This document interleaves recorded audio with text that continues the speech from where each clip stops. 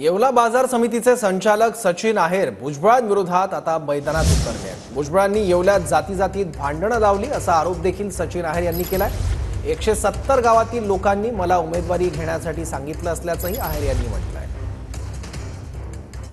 तिचे संचालक सचिन आहेर यांनी थेट आता राज्याचे अन्न नागरी पुरवठा व ग्राहक संरक्षण मंत्री छगन भुजबळ यांच्या मतदारसंघामध्येच त्यांनी आता रणशिंग फुंकलेला आहे। त्यांनी जनसंवाद मेळावा घेतला आणि ह्या मेळाव्यातून नेमकी काय भूमिका घेतली आहे त्यांच्याकडूनच आपण जाणून घेणार आहोत। मला सांगा तुम्ही काय भूमिका घेतली आणि लोकांनी तुम्हाला कसा प्रतिसाद दिला?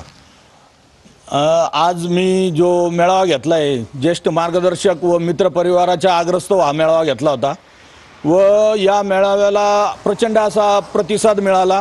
170 गावामधून जवळपास 12 ते 14 हजार लोक उपस्थित होते व त्यांच्या बोलण्यातून असं दिसत होतं सगळ्यांच्या का मी उमेदवारी करावी।